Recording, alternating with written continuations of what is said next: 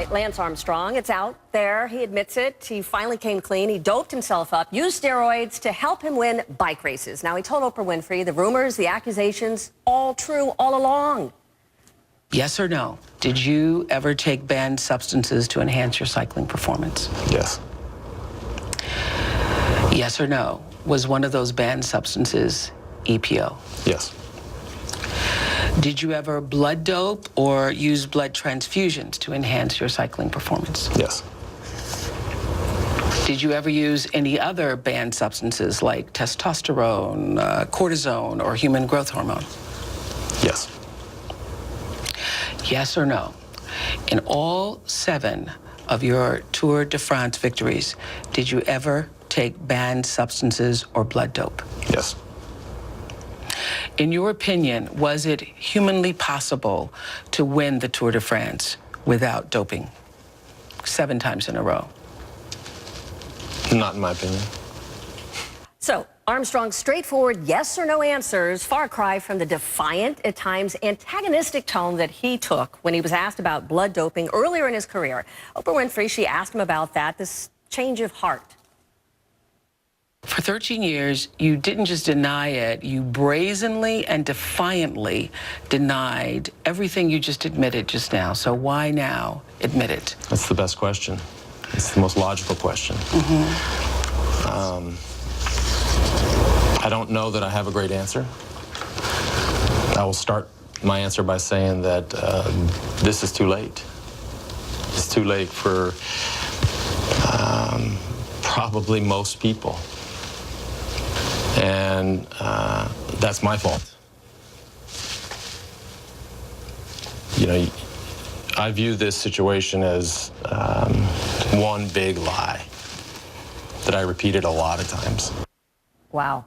Another part of the interview I want to share with you. This is Lance Armstrong when he talked about what he called his myth. It was the moment that he made it to the top of the cycling world and the impossible expectations that came along with it.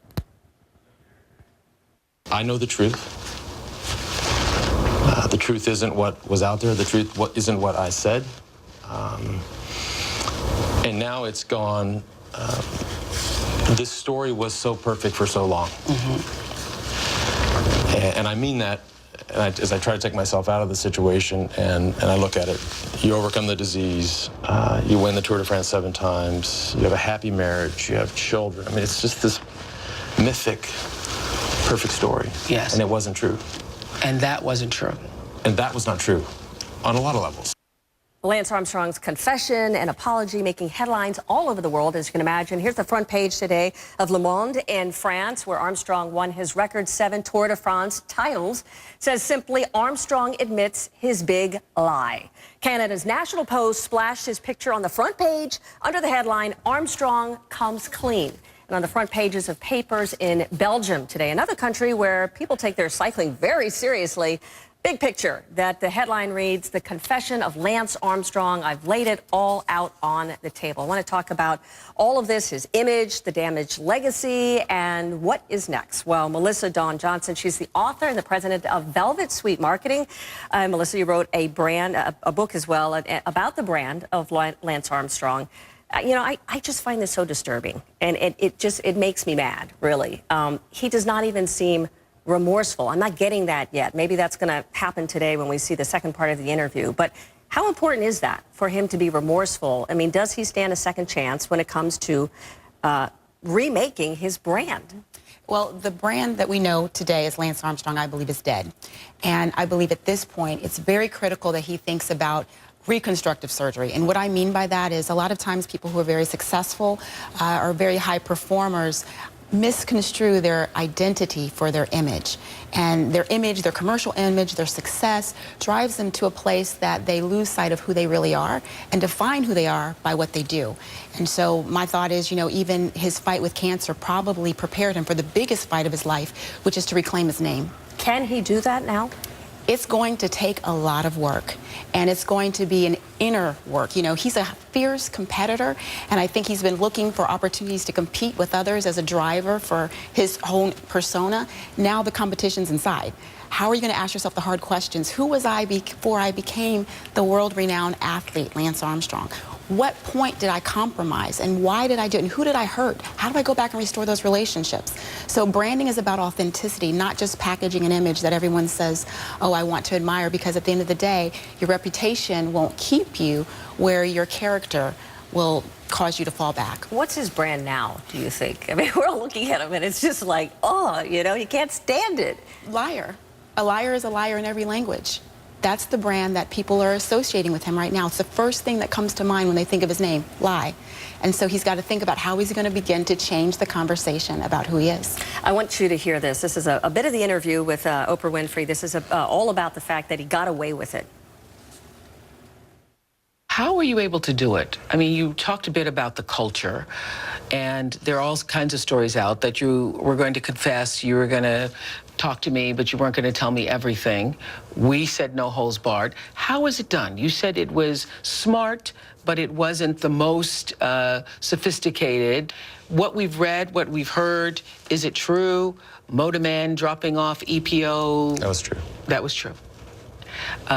Were you blood doping in the stage 11 of the 2000 tour? Stopping at a hotel? Tyler Hamilton says you stopped at a hotel. I'm confused on the stages, but yes, Yes. certainly that was the... That in the middle of the tour, Tyler Hamilton also said that there would be times when you all were injecting EPO in a camper or in a tent, and right outside, the fans would be outside, and you all would be dumping the syringes in Coke cans. Is that true? I didn't read Tyler's book. I don't necessarily remember that, but I'm certainly not going to say that's a lie, that's not true. He says he doesn't remember that. The more he confesses, we know he's a liar. How do you believe anything that he says going forward? Is that possible to change that in any way when you think about his brand and who he is? Right. When you look at scandals in celebrity pop culture, you know, we have many examples of people who fell from grace, whether it's the Britney Spears of the world or even our President Bill Clinton. But the key is that they need to, first of all, acknowledge the truth, which he's done. I think the next step is stepping back to rehabilitate, really begin to ask the hard questions, get in touch with who they really are. And then the next step is stepping forward and repositioning, really stepping forward and say, what is my new life going to be? I don't know that it's going to be ever be an athlete, but he can be a teacher. He can be someone who can share a story of lessons he's learned that can help others not make those same mistakes. The one thing that I thought was striking, too, is the fact that he said, I'm going to have to live with this for the rest of my life. He still seems to me as someone who has a victim mentality, like, you know, woe is me. I have to deal with this for the rest of my life. I'm going to have to rehabilitate. Does that help or hurt him in any way? Well, it's a process, right? He's been living a lie for many years. So now he's come to truth with that. Truth about who he really is. He's going to have to deal with that, and I think that's a process. But I believe his brand can turn around, but it's going to be different. It's going to have to be different, and he's going to have to allow time to take its place in order for people to really begin to believe, because credibility is the biggest barrier to building a brand. All right. Thank you very much. Thank Good to have you. you. Thank Really you so appreciate much. it. Thanks again.